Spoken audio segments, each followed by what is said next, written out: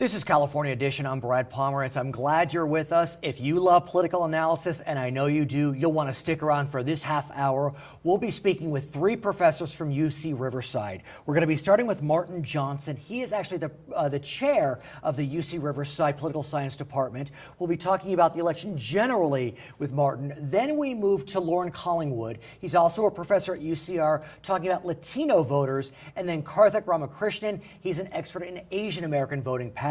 Professor Johnson, Chair Johnson, thank you for joining us. We appreciate it. Thanks a lot for having me. It's been an exciting 2012, and I want to talk more generally about the election and get your sense as to what happened on November, is it 6th, 5th? November 6th, 2012. What happened? Well, we saw the re-election of President Obama and the defeat of Governor Romney in a spirited contest that went down to the wire. What's interesting about Mr. Obama's re-election is that it was a re-election.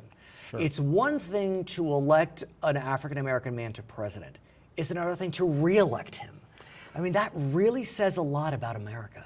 Well, it says a lot about President Obama, right? I mean, this is a candidate who came into office and showed his leadership over 4 years, and voters, certainly enough voters, appreciated the job that he was trying to do and reelected him. Now, when you said it went down to the wire, did it really, though? I mean, were we in the media just feeding a narrative that President Obama was in a tight race, and in the end, he was always going to win by 3-4 points just like he did? I think that probably the media narrative that it went down to the wires is probably a little overstated. Mm-hmm. The news media have a real interest in making it a competitive horse race. That's great copy. That's great images. That's a story that people like to hear and like to tell. But that said, throughout the campaign, we saw candidates go up, go down, and had a real spirited competition. And let's talk about one of the ups and downs, because I look at that very first debate. Sure. And I think it's fair to say that was the moment where Republicans and or the media thought, oh, maybe Mitt Romney could pull it off. Mm-hmm. Was that a media creation? Generally, no. I mean, President Obama is broadly acknowledged by Democrats, by Republicans, by voters of all stripes to have gone into that first debate underprepared and underperforming. He probably didn't do as poorly as it was reported, but he certainly did not match expectations, and Governor Romney certainly exceeded expectations. Let's back up a few weeks from there and talk about the infamous 47% comment. Sure. Of course, Mitt Romney was caught on camera talking about how 47% of the country would never vote for him because they get handouts from the government, and I don't support that. Sure. This is something that I think is going to be the subject of conversation inside the Republican Party for the next little bit of political time, figuring out how to think about, how to talk about, how to work with minority voters and underrepresented voters. That they clearly got it wrong in this election. And where they move from here is I think, a big subject of debate inside the Republican Party. What was interesting to me is after Mr. Romney was lambasted for that 47% comment, in the wake of his loss, he, on a conference call, talked about how President Obama was reelected because Obama gave gifts. I'm not sure all the communities he was referencing, but he gave gifts. Yeah, this is, basically Romney held on to it. Held on to that mentality of, insinuating vote buying and that sort of thing. Right. And he was leapt upon by a increasingly vocal segment of the Republican Party. Governor Bobby Jindal, Governor Scott Walker, Governor Chris Christie, politicians who recognize that these growing communities are not. The future of the Republican Party does not lie in alienating these growing communities. So do you believe that the Republicans snatched defeat from the jaws of victory, or was it just not winnable in the final analysis for any Republican nominee? Oh no, I think it was winnable. I think that there was a very vigorous competition of ideas and a heated conversation throughout this election year. I think Obama's vulnerability was probably overplayed to a certain extent, but I don't think it was his to lose. I think he still had to come out and campaign and win it. I want to talk to you about money. Sure. We know that more money was spent during this election cycle than in the history of this country, and not just because of inflation, because of a U.S. Supreme Court decision called Citizens United, which allowed the spending, the anonymous spending of money by corporations, individuals, etc. In the final analysis, did the spending of billions of dollars really matter? Well, it certainly did to the residents of those battleground states. And the TV stations. And the TV stations that made tons of money over the course of the last several months. So it certainly matters. There were things about the way the money was raised and how it had to be spent that ended up sort of equalizing the resources of the Democrats and the Republicans. So President Obama was really effective at raising money for his campaign. Okay. He had a campaign war chest that outstripped Governor Romney's campaign war chest. On the Republican side, there was a much greater emphasis on these independent expenditure committees, these so-called super PACs. Karl Rove, American Crossroads, Restore Our Future as a big one that was supporting Governor Romney. They had a tremendous amount of money for this election. Different rules govern how super PACs and independent expenditure committees can spend their money on television compared to campaigns. Okay. The Federal Communication Commission has federal regulations that give this extremely favorable treatment in terms of ad rates to campaign committees. So President Obama has in the bank this hard money associated with his campaign that is buying much cheaper spots with ad buys placed much farther in advance, further minimizing those costs. While complementing this, these super PACs are coming in at the last minute and paying premiums. Much higher rates, much higher rates for the same ad time. So you would hear at the end, particularly of this race, a $12 million ad buy here, an $8 million ad buy there. What that money was buying for those independent expenditure committees was much less than what campaign money could buy. So in your mind, where does the Republican Party go from here when they lost ethnic communities by 70% or more? Asian Americans, Latino Americans, African Americans, Jewish Americans. I mean, it was really a blowout. I think that they are going to have their internal conversation and really figure out what the Republican Party is going to be and what the Republican Party is going to stand for. And that's a process we're going to see playing out over the next several months. Where does the Democratic Party go from here? Because while they did very well with ethnic communities, Barack Obama's percentage of the white vote was down. He didn't break 40% amongst white voters. Well, I think a similar conversation is going to take place, but I think the bottom line for Democrats is they've got to do a good job of governing. At the same time, and I plan on asking this of your colleagues, I wonder if the fact that Barack Obama is also of color helped him with these ethnic communities. And if, for example, Hillary Clinton or Joe Biden is the Democratic nominee, they are not of color, will that therefore dilute the advantage that Mr. Obama had with this growing ethnic population?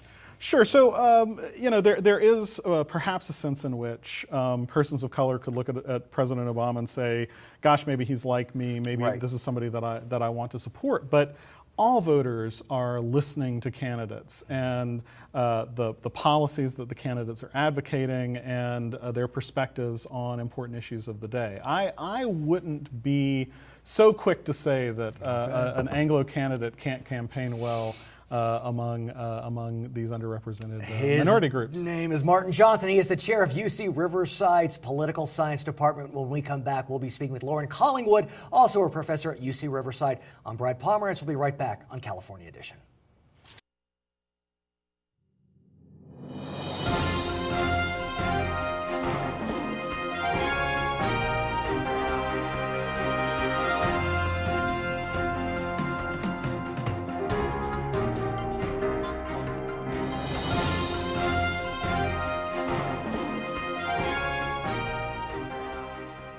Welcome back to California Edition. I'm Brad Pomerance. Our guest now, Loren Collingwood. He is a professor at UC Riverside as well, and he specializes in looking at Latino voters. And boy, the Latino community came out very strongly for Barack Obama, over 70% of the vote. Not that surprising, or is it?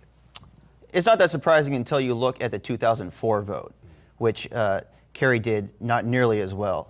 Bush got about 44% of the vote according to exit polls in 2004. Right. And then 2008 is similar to what Obama did, but what was so unique about 2012 is that Obama was able to maintain and even increase the size of the Latino electorate. And what's remarkable is Barack Obama made inroads in communities, in the Latino community, that no one expected he could. For example, Cuban Americans. I mean, I gotta tell you, I thought Florida was gone for Barack Obama. I did not think he was going to pull it out, but he did. And many folks say it's because he was able to neutralize the Latino community as it relates to Cuban Americans, and he was able to stave off big losses amongst Jewish Americans. Here's the point. In 2004, Kerry got 44% among the Latino vote in Florida. Right. Obama got 58% according to exit polls. And that is primarily because of the young Latinos. The young Latinos are heavily splitting towards Barack Obama. Right. And so the Republicans now have to do something with Marco Rubio and hopefully Ted Cruz in order to bring some of those Latinos back into the Republican And camp. Marco Rubio, senator from Florida, Ted Cruz, the new senator from the state of Texas, and by many accounts a Tea Party favorite, not a, quote, moderate Republican, but really comes from the right side of the ledger. What's interesting about the Latino vote this year, Professor, is that there are certain states that you can point to and pretty persuasively argue that it was the Latino voter that gave Barack Obama the margin. Yeah, absolutely. And probably the most important state on that metric is Colorado. Obama won 88% of the Latino vote in Colorado. Nationally, he won about 72 to 75%. Right. So we see about a 13 to 15% increase in Colorado due to his very high level of mobilization. About 59% of Latino voters in Colorado received a form of voter contact. And let's talk about New Mexico. I remember in 2000, that was a squeaker for Al Gore. It was barely even a battleground state this time around. In fact, it wasn't really a battleground. It was only there because people put there originally and they didn't want to then have to do polls among other states. Right. Nevada, another state that was seen as very close going in, and yet where was the Latino voter? Huge for Obama, about 80% for Obama in that state, Obama's second biggest state among Latinos. And what's so interesting about Nevada is the size of the electorate from 2004 to 2008 among Latinos has shifted from 10 to 19%, so it's basically doubled. And Republicans have not done a very good job in that state at all of mobilizing those voters. Now, one state I would not have expected that the Latino vote would play a pivotal role would be Virginia. But you would argue that Latinos did actually play a persuasive role in the ultimate victory for Mr. Obama. So Virginia was going in probably, the 3 or 4 days before the election, Virginia was probably the tightest race. It was the most competitive in terms of you could not tell who was going to win. And so in that sense, even though, according to exit polls, Obama only got 66% of the Latino vote, which is below his average nationally, nevertheless, the vote of Latinos there was 5%, an increase of 2 points over 2004. So you can say there, especially in the area right around Washington, D.C., in the Beltway, that's where the majority of Latinos live in that state. I think it's fair to say, and many pundits, excluding myself, have said that the Republican Party is in a free fall as it relates to Latino voters. I've seen pundits say that the Republican brand is poison to Latino voters. Do you think the situation is that dire for Republicans as it relates to Latino voters? Right. No, because there is Jeb Bush, there's Marco Rubio, there's Ted Cruz. They at least have the argument that they can make the argument that we have Latinos in that represent the Republican Party. And so an example of this is Michael Steele, who ran for Senate in 2006, an African-American. In Maryland. Won 25% of the African-American vote, compared to what is normal for African-Americans voting for Republican is 10 points. I understand. So it's not that dire, but they do need to make some serious policy changes on immigration particularly. But let's talk about California. To say that it was a Democratic tidal wave could only be described as an understatement. Every single competitive race and some non-competitive races went Democratic. The Latino vote, I think, was around the national average for Barack Obama, 72-ish%. What do the Republicans do in California? There's not a whole lot Republicans can do in California. I mean, they need to protect, they need to protect their base, but they need to be as completely open to Latinos in terms of immigration and those issues. But there's not a whole lot of space for Republicans. They basically are going to have to wait till Democrats do something that really is stupid, which can happen in politics, by the way. No doubt. So let's talk about the Democratic Party. Obviously, they have been able to consolidate and create winning coalitions, but still, I mean, they're only getting 39%, 40% of the white vote, and that is a small number for the majority population nationally. Yes, they're consolidating amongst minority groups. What do the Democrats do, and we can focus on Latinos, as they look forward into 2014, 16, and beyond? The biggest challenge for Democrats is taking the Obama coalition and moving it to 4 years ahead. The organization and the micro-targeting, basically the ground game that Obama had was so strong. I know a lot of people work on that campaign and have very high levels of statistical ability, and the micro-targeting that you would get an ad or you would get a piece of mail directly to you in a way that was fashioned to you. The Romney campaign didn't do that. Now, whether the Democrats will be able to take that and move that into 2016 is going to be challenging, because they're going to start with a whole new program. Like Hillary Clinton, let's say she's the front runner. Right. How well is her network in terms of this? Let's talk about that. How important was it that Barack Obama also happened to have been someone of color? I mean, is that the reason why you see such large margins amongst ethnic communities? Will a white candidate, be it a man or a woman with the Democratic flag behind them, be able to carry ethnic communities so strongly? I mean, it's possible. Yes, being a person of color, you could argue, did help, although there is some research that tends to show the opposite, that there can be racial polarization, and that sort of white candidates will pit minority groups against one another in that sense. But it's also that he was a transformative figure, much like JFK was in the 1960s. That's Being what a I Catholic? think. Yeah, being a Catholic, but also being young and being extremely articulate and representing the face of a new generation. And I think that's what it is. He represents the face of a new generation. We're about to talk to Karthick Ramakrishnan, who is a professor at UC Riverside. He specializes in Asian American voting patterns. And I was amazed when I looked at all the analysis that showed that Asian Americans voted for Barack Obama in even greater numbers than Latino Americans. Asian Americans around 73%, Latino Americans around 71%. What do you make of that? I mean, I think the thing about those two groups is that ties them in common is the immigration issue. And when you see the DREAM Act and Jan Brewer in Arizona, passing the Arizona SB 1070 anti-immigration laws there, even though that may not be directed at Asian Americans as much as it is, say, at Latinos, it sends a message of racial fear and hate, even though you can argue, as Republicans do, that this is just a policy issue and they're trying to do something. But if you're a person of color, primarily who these laws are geared at, you could be driving down the street and get pulled over simply for driving while a person of color. As we speak today, there are discussions about whether we will have immigration reform, comprehensive or piecemeal. What's your sense? It's very hard to pass comprehensive immigration reform. It's very, very hard, even in the House. So I think that there will be some sort of piecemeal approach, and that we will get some sort of DREAM Act type of thing going, and it will start with Rubio in the Senate. He will be the driver of that, and hopefully for the Republicans, he can be successful, and the Democrats will work with him on that issue, no doubt. But like you said, the House is still dominated by Republicans. They have the majority, and there are plenty of hardline anti-immigrant folks in the House on the Republican caucus. Where do they go? Well, there's probably just large enough number of Republicans in the House that would be able to negotiate with the Democrats on that issue. Okay. His name is Loren Collingwood. He is a professor at UC Riverside. When we come back, we'll speak with one of his colleagues, Karthick Ramakrishnan, about Asian American voting patterns in 2012. I'm Brad Pomerance. We'll be right back.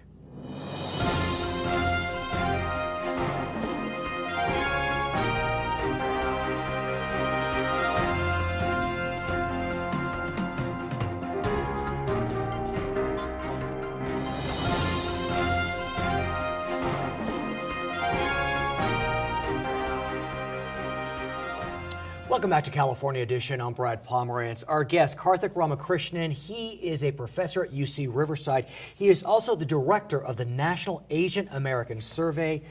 Wow, who would have thunk that from 1992, when Asian Americans voted 31% for Bill Clinton, that 2 decades later they'd vote 73% for Democratic nominee Barack Obama. That is a swing like none other. There's no other group that has shifted so dramatically in the last 20 years, and it's pretty breathtaking. And what's also breathtaking is even in the last 2 cycles, in 2008 they went 62% for Barack Obama, an 11-point spike in one election. Yep. What has happened? It's like the world is like, what alternate universe? When I was working in politics myself, I mean, the Asian American community was solid Republican, I mean, to the core. Right. Well, we had an op-ed in the LA Times on this recently. And we're showing it on the screen now. And in that we argue that, first of all, Bill Clinton did a lot in terms of mainstreaming the Democratic Party, so he had a pro-business orientation. So that helped correct the ship, if you will, from the Democratic Party's perspective. So they go from voting 31% in 1992 to, by the time the Clinton presidency ends, for Al Gore, it was 54%. But even then, it seems like a toss-up, right? So they still could go either way, and for a long time, for the past decade, they've been thought of as a group that's a swing voter that could go either way.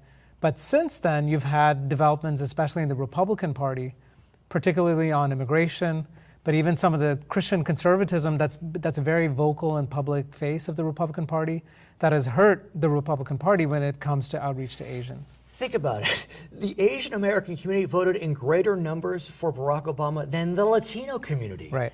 I mean, that plays like none other. And mind you, the Asian American community is a large voting bloc. I mean, some surveys have them at over 10% nationally, and in some states, maybe even in California, at 12%. Right. So in certainly in states like California, New York, New Jersey, they're a big chunk of the population. In places like Nevada and Virginia this year, there was a lot of outreach to them because they potentially provided the margin of victory. The thing about Asian Americans, I think, that is provoking a lot of internal debate within the Republican Party in particular is that if you look at their socioeconomic status, if you look at some of their social values, you'd think that they may be natural fits of the Republican Party. Asian Americans have had a tremendous immigrant success story. Right. I compare them, for example, to Jewish Americans, right, who, if you look at the kind of the tableau, you'd think they could trend more Republican, but yet even Jewish Americans who are being hit very strongly on Obama is not pro-Israel enough, they voted 70% for Barack Obama. I mean, these two groups, right, you know, in a lot of ways, education's important, and yet they swung wildly. Well, both of these groups believe in government as a potential force for good, right? So they don't buy the government is bad and you need to shrink government. So Asian Americans support larger government that provides more services. And let's talk about that, because you've done some specific work at looking at the Asian American vote in California on, for example, Proposition 30. Right. Now that passed with 55% of the vote. I was shocked. I thought it was going to go down. I will admit that. But yet, where did the Asian American community come down? So about almost 2/3 of Asian Americans ended up supporting Prop 30, and that was significant. Stunning in its breadth. Right, and it makes sense because when you talk about K through 12 and especially the higher ed system, UC and the Cal State system, you have a lot of Asian Americans in those systems. We found in our pre-election poll that college affordability is a major concern for Asian Americans. I've seen analysis that suggested that because the UC and CSU system has so successfully recruited Asian Americans, and because Governor Brown was so successfully campaigning on those campuses, that Asian American students may have been part of the reason that Prop 30 passed, because they voted in big numbers and voted for Prop 30. Makes a lot of sense. I mean, we'll have the final numbers with different surveys in the coming year, but there was a lot of youth mobilization, and Asian Americans are a big part of these campuses. What about on the federal issues? We're in the midst of a debate over tax increases. Should we renew the Bush tax cuts for everyone, or the bottom 98%, whatever that may mean? Where are Asian Americans coming down there? So again, here, the findings go counter to stereotypes. So Asian Americans support raising taxes on those earning more than $250,000. And even among those in our survey who earn more than that, so these high earners, 62% of them support raising taxes. So that shows you that it's not just about this narrow self-interest that these voters are. I would be remiss if I didn't mention that here in California, we are sending 2 Asian Americans to the United States Congress, 2 new Asian Americans, I should say. Indian American Ami Bera, who took out a very well-known Republican incumbent, Dan Lundgren. Right. That was a surprise win, I think it's fair to say. And then right here in the Inland Empire, an Asian American who identifies himself as a gay man, Mark Takano, won in a walk. Yep. Wow. No, and that was historic. I mean, it's historic nationally. The first Asian American, and I believe the first gay person of color to serve in the U.S. Congress. And that's not the only groundbreaking we've done. Right. The first Hindu American was elected to the United States Congress. Yep. And she comes from Hawaii, correct? Yeah, Tulsi Gabbard from Hawaii. So she's a Pacific Islander. Right. And she says that she will take her oath on the Bhagavad Gita, which would be pretty remarkable. It's the first time that has ever happened. And we must discuss Tammy Duckworth. Yep. I mean, she took out what some are calling the Tea Party darling, Joe Walsh. Right. But she's historic for a whole variety of reasons. Tell us about Tammy Duckworth. So Tammy Duckworth is a war veteran, injured war veteran. She's a double amputee. And she's already served in the Obama cabinet Veterans before. Affairs, Veterans Affairs, right. And so then she's going to come back, and she's going to have a pretty big platform. She does well on TV, and she's very telegenic, pretty, and she's pretty active and public in terms of advocating for working class families and also for Asian Americans. And then Grace Meng out of New York, a Chinese American woman, was successful. There will be 12 Asian Americans in Congress, the highest number that we have ever seen. Let's look forward, though. You've taught me that while Asian Americans have been trending Democratic in their voting, they don't necessarily register as Democrats. And so in your LA Times article, for example, you suggested that could be an opening for the Republican Party. Absolutely. So what Asian Americans are what could be considered rational voters. They're paying attention to the issues. They're paying attention to the messages that are happening. They're not as wedded and set in their party orientation. So that still means that either party could try to attract them, but it also means that they could be sensitive to parties that produce messages that turn them off. So I think party messaging ends up being very critical because this is still a very highly immigrant population, and the kind of messages coming out of these parties end up being important. A lot of folks have lamented the fact that while the Latino community is growing in America, Latinos are not voting in proportion to their population. Voter turnout was up amongst Latinos. What about Asian Americans? Are they voting in disproportionate numbers to their population or not as much? They are not voting proportionate to their population. So first you have the barrier of people becoming citizens. But that Asian Americans have one of the highest naturalization rates among those who are eligible. So that's not as big of a barrier. But the bigger barrier is getting people registered to vote. So I'd actually be curious to see with online voter registration how much of a difference that will make. We already saw that implemented for a little bit in California before this election. I would imagine that should help boost Asian American Is there a fear amongst Asian Americans because many came from dictatorial countries that they just don't want to get involved in government? This goes back to my dissertation research. Please go.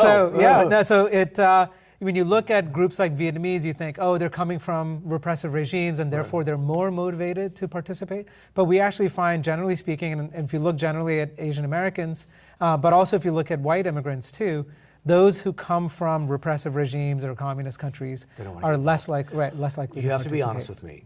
If I would have told you that Asian Americans would support Barack Obama in greater numbers than Latinos, would you have said I was crazy? I was surprised, I must say. We thought, my colleagues and I thought that it would be in the high 60s. So to see it almost reach 3/4, right? So 73%. And it could. I mean, who knows what the ultimate surveys will tell us. Right. So, other surveys that I've looked at peg the numbers around that level. We have a report coming out soon that pegs it at 71%. It's all in the same ballpark. It's remarkable. Karthick, I want to thank you so much for all the research you're doing and the insight you're giving us about the electoral map here in California and the nation. My name is Brad Pomerance. We thank you for watching Charter California Edition.